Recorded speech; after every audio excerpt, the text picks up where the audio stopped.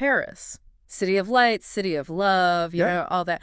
But also, let's be real, those rooftops. Oh, absolutely. Insta-worthy, right, that silvery gray stretching out forever. Yeah, they're iconic.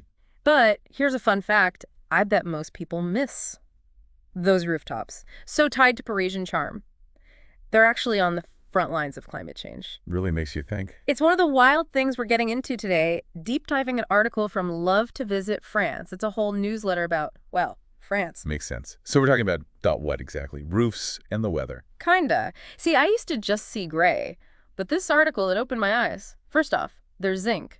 Wait, like battery zinc. Yep. Never would have guessed. It is an unexpected material to find up there. Makes you wonder, why zinc in the first place? Historically, it was the practical choice. Exactly. Incredibly malleable, so the craftsman could shape it to those Parisian slopes, the curves, even something as fiddly as a dormer window. Right. Zinc handles it. Plus, it lasts forever. And that patina it develops, that's the gray we think of when we picture Paris. True, you see it in all the old paintings, the photos. Speaking of which, the people who actually create that look, the article called them artisans of the skyline. Very appropriate, I'd say. It is an art form, not just construction. Right, like up on those slopes. Centuries of tradition passed down through generations here in Paris. Yeah. Imagine working at those heights, shaping each zinc sheet to fit perfectly. No leaks. And now there's a push to get their expertise recognized by UNESCO. UNESCO, as in World Heritage, but for roofing. Exactly. It's about recognizing traditions, practices that have cultural importance, just like a monument. This listing would be huge for these artisans.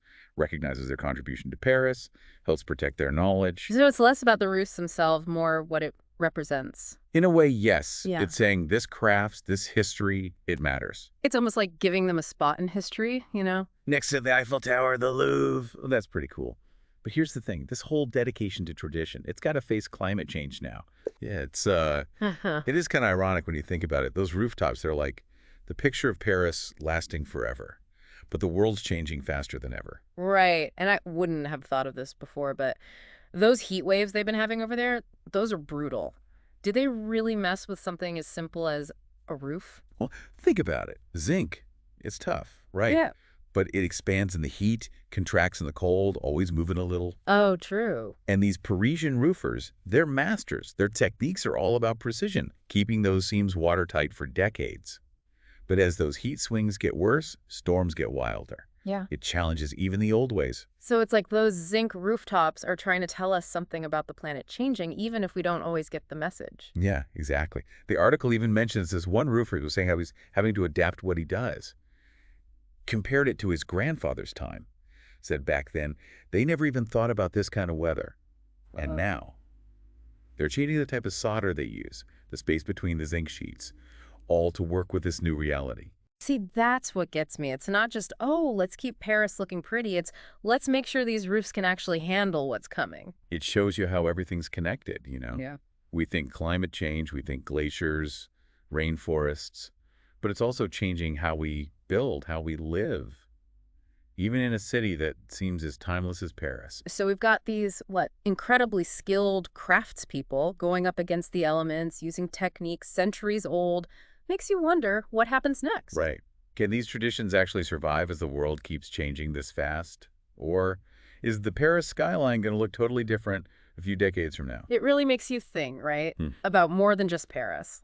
There's got to be traditional crafts all over facing this same thing. Oh, absolutely. And we often don't even realize what they do, how much skill goes into it. But yeah, that knowledge, those skills passed down, it's at a turning point now. And that UNESCO thing, for the roofers, that's got to be a big deal then.